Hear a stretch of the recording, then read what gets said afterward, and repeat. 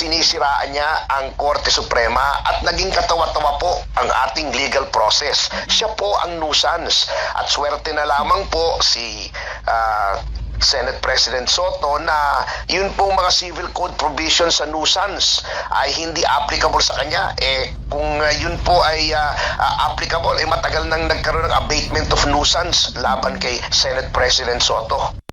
Ito ang buwelta ni Attorney Ferdinand Topacio matapos tawagin ni Senate President Tito Soto na nuisance suit o walang legal na batayan ang isinampang petisyon ng mga abogado sa Korte Suprema para sa indirect contempt laban sa kanya. Ito'y dahil umano sa mga hindi maganda at responsableng pahayag ng Senate President kaugnay sa naging desisyon ng Korte sa Articles of Impeachment laban kay Vice President Sara Duterte. Sa inilabas namang pahayag ni Senate President Soto, iginiit niyang isa lamang umanong publicity stunt ang reklamong inihain laban sa kanya. Ang simpleng hindi pagsang-ayon o pagbatiko sa desisyon ng hukuman ay hindi naman anyang maituturing na indirect contempt. Pero sinabi ni Topacio, bilang Pangulo ng Senado, hindi dapat gumagawa si Soto ng mga pahayag na nakakaapekto sa kredibilidad ng Senado.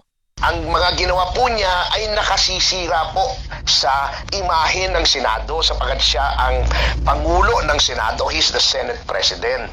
So hindi po siya gumagawa dapat ng mga ganon.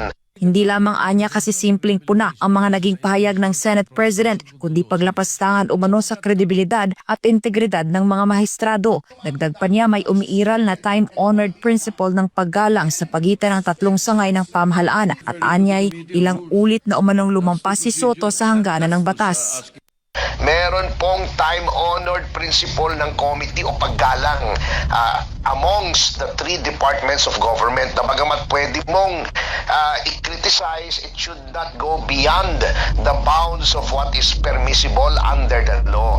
At sa pagkakataon, maraming pagkakataon, si Senate President Soto ay lumampas po dun sa mga hangganan na itinakda ng batas. Bagamat sinabi ni Topacio na hindi niya batid ang tunay na motibo ng Senate President, nanindigan siyang hindi dapat minamaliit o sinisiraan ang Korte Suprema. Hindi ko po alam if it is born of ignorance o napikon siya o may bias siya na gusto niyang gigil na siyang ma-impeach si Vice President Sara Duterte. Ngunit kung ano man motibo niya, kami po bilang mga abogado and officers of the court ay amin pong katungkulan na ipagtanggol po ang saligang batas at ang independence, ang integrity at ang good name ng ating judikatura.